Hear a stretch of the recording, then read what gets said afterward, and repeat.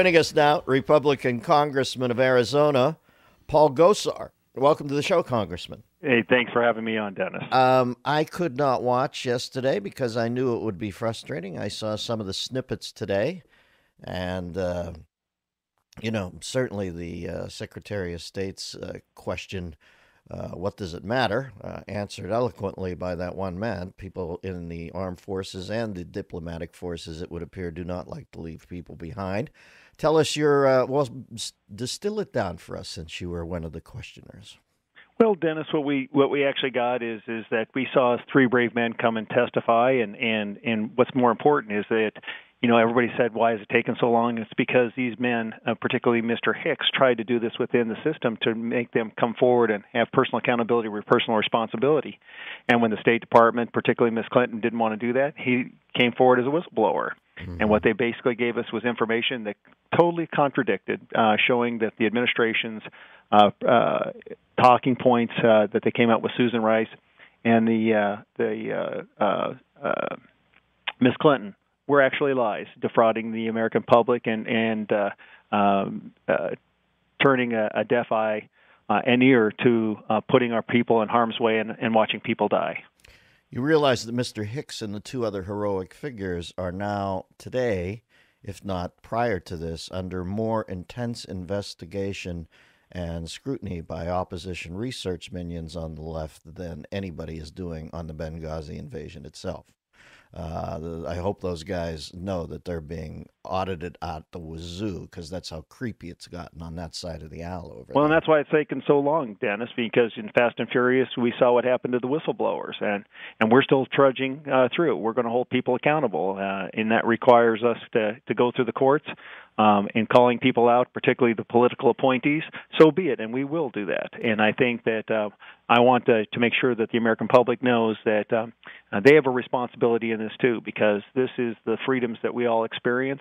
This is our military, our most prized possession, our men and women in the military that have been exposed and put in harm's way egregiously.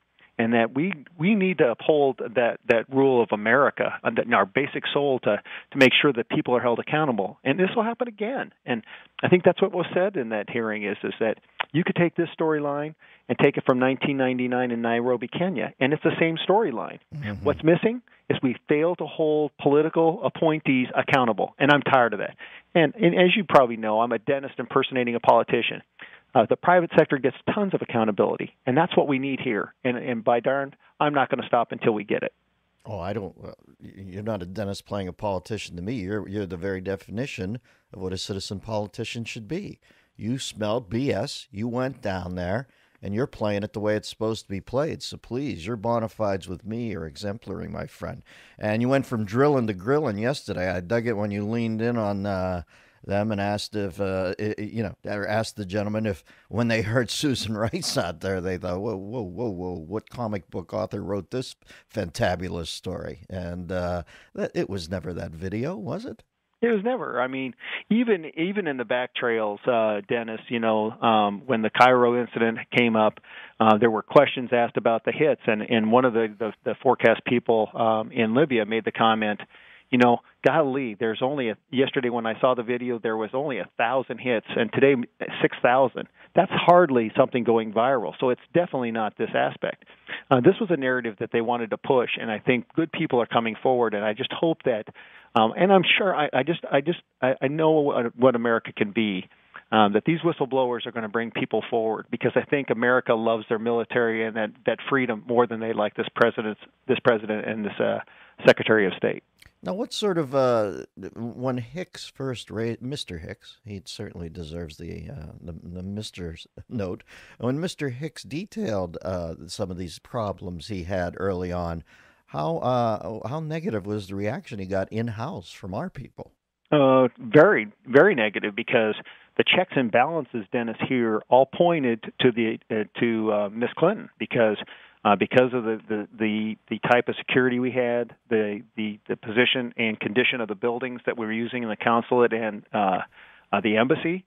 She directly had to sign off on this, and I think that was made perfectly clear by Mr. Hicks and Mr. Nordstrom.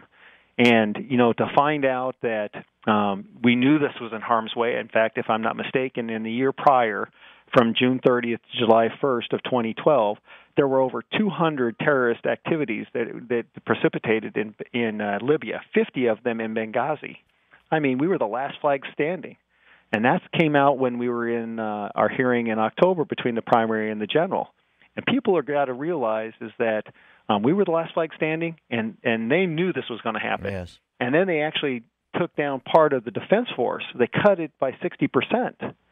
Well, they're going to blame the Republicans on that, though. Oh, no, but, I love that. I love when they blame that because, first, Ms. Clinton said it wasn't part of that, and I actually did a Codell, Dennis, over to the Middle East with Daryl Issa in January. I'm sorry, not familiar with the term, and I don't want to lose anybody on the what it is it's congressional discovery, okay. And we go over and we looked at embassy security. So yes. We went to Turkey, we went to Israel, we went to Cyprus, we went to Beirut, we went to Algeria, Morocco, and to Spain.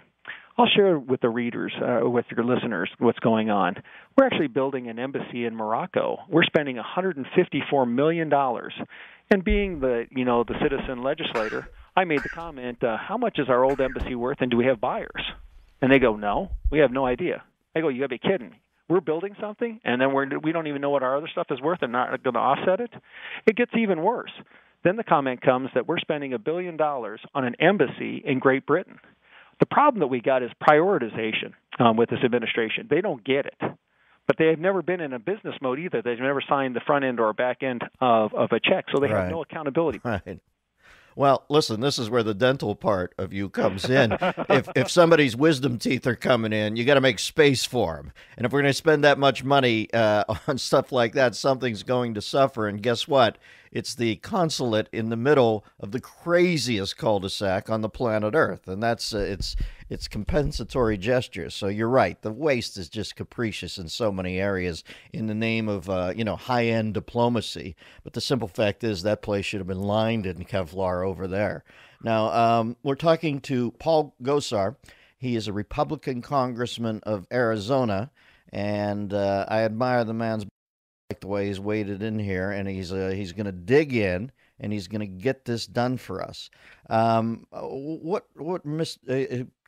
Condense Mr. Hicks's comments on Hillary Clinton saying that it didn't matter. I've seen it, but for my listeners who might not have, God bless him. His comments were is that he heard and had a direct relationship with the president of Libya. Here's a man that came through a tumultuous uprising to get rid of Gaddafi, a hideous dictator. And now he represents his people, and he makes a direct comment over and over again that this is a orchestrated terrorist attack. And then, in the very same hour, our Mrs. Rice for the United Nations, our Secretary for the United Nations, comes forward and tells them that this is, about a video. So what we basically call the president of Libya is a liar in front of the world and his people. How embarrassing. Yes. And so what it basically did is all of a sudden, there's a reason why our FBI didn't get to go into Benghazi. They sat in Tripoli for 17 days. 17 days. 17 days. And then what's even worse is here is the second in command, Mr. Gregory Hicks, sitting there, now the command of Libya, and they don't even interview him. It's a shambles. This is what is wrong with the system, and it's over and over and over again. And until we hold people accountable, this administration, this attorney or this Secretary of State, or the past Secretary of State, we won't get remedies for the American people, and then we're going to continually put people in harm's way that we should never do. They're our greatest asset. Well, I'll tell you this. You can say it's the system, and I respect the office of the presidency as much as anybody, but in this instance, I do not respect the way that man handled this. They can call me paranoid too, but the simple fact is, if to have our FBI not get to a crime scene, and all they ever do is hammer you about how when you have a place on their soil that's your consulate, that's America, whatever they want to say, to not get them there for 17 days, so compromised, we're never going to find out. And they're going to stonewall this on that site. It is so frustrating, man. And I swear to God, we'd know more if it happened 2 months after the election than 2 months before. They couldn't let any of this out, just the incompetency of it. It is. And Dennis, you've always said it, and I continue to say it. respect is a two-way street. You have the respect for the office, but there's also the respect that the individual who occupies the office has for the office and for the American people. And I think that's our founders never envisioned people like this being in power. I agree.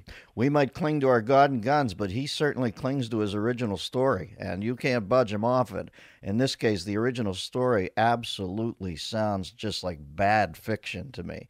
Well, it's not even bad fiction. It's a total outright lie. Yes. Well, there you go. Paul Gosar. We got a good guy up there. Congressman Gosar is on Twitter at Rep Gosar, and you ought to go by that name when you go back into the public life. That's a cool dentist name. Because they always paint dentists kind of square cats. You can just say, hey, I'm DDS Rep Gosar. Well, I always tell everybody, they look at my name and they said, that name sounds kind of familiar. And I said, well, if you kind of know Ghostbusters and Rick Moranis, I was the Keymaster. The Keymaster. Now I know he's of the body. Good for you, Paulie.